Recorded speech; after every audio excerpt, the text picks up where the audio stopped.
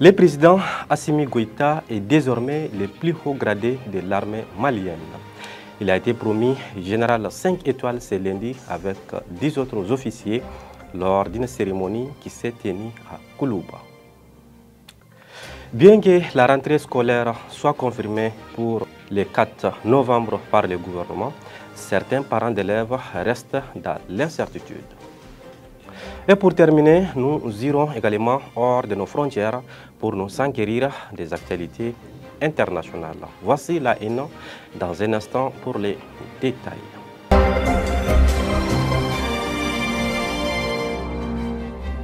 Mesdames et messieurs, bonsoir et soyez les bienvenus. Je l'ai annoncé dans les titres.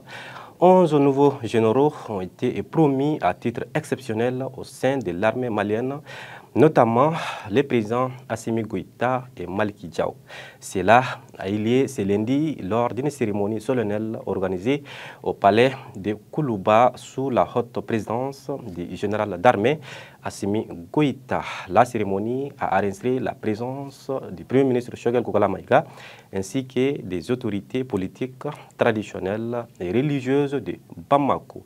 A noter que le président Assimi Goïta est désormais le plus haut gradé de l'armée malienne après les généraux Moussa Traoré et Amadou Toumani Touré. Parlons de l'éducation. Selon le comité interministériel de gestion des crises et catastrophes, la rentrée scolaire 2025 aura bien lieu le 4 novembre prochain au Mali. Cependant, de nombreux parents d'élèves sont dans l'incertitude car plusieurs écoles sont encore occupées par des sinistrés des inondations ou par des déplacés internes. J'aurais souhaité que cette deuxième date-là soit respectée, puisqu'il ne faut pas que toute l'école malienne souffre de cette calamité naturelle. Ceux-là qui sont en mesure d'être ouverts, ils n'ont qu'à ouvrir ceci, et ceux-là qui sont en retard vont faire des cours de rattrapage.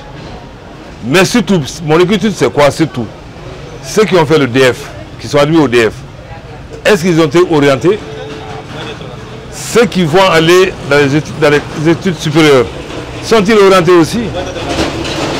À quoi ça sert d'ouvrir les classes fondamentales seulement et que les autres ne vont pas à l'école? Tous les problèmes du Mali, c'est ceux-là. On ne prévoit pas, mais on guérit. La solution la plus simple, c'était quoi? Depuis la première date, la veille, déloger-les et amener-les dans les sites qu'on appelle les ATT-BOU là. Ils peuvent être recasés là-bas en attendant. Alisa Mogobe Korsu Konana. Jie Chenike Rochamana. Odato Utara Korsu Konana. Nae Oluka Boli Madamine. Alisa Olube Korsu Konana. Normalement Lubora.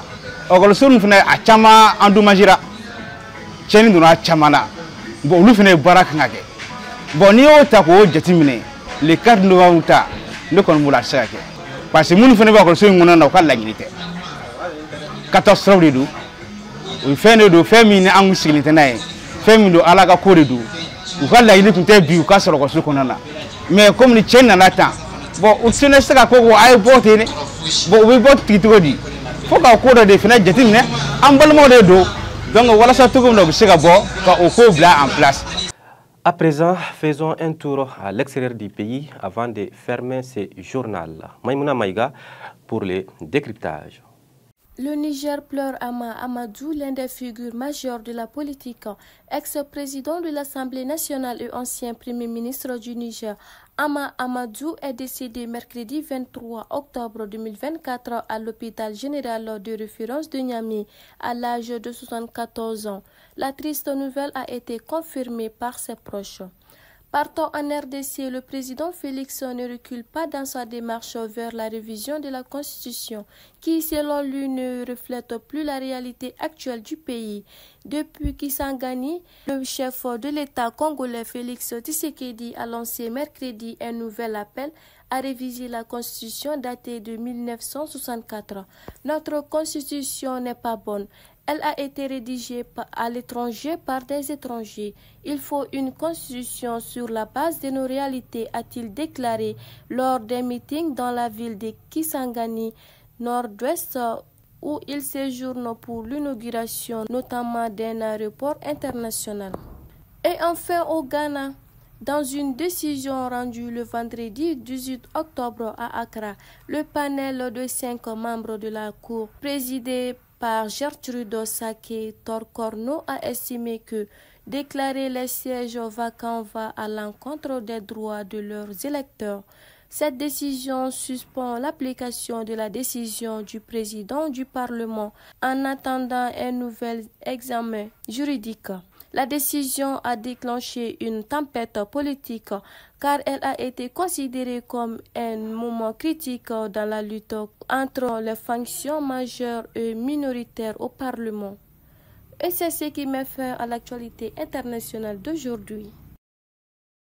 Et voilà ce qui met fin à cette édition. Merci de l'avoir suivi et excellent vendredi à tous les musulmans. Merci beaucoup.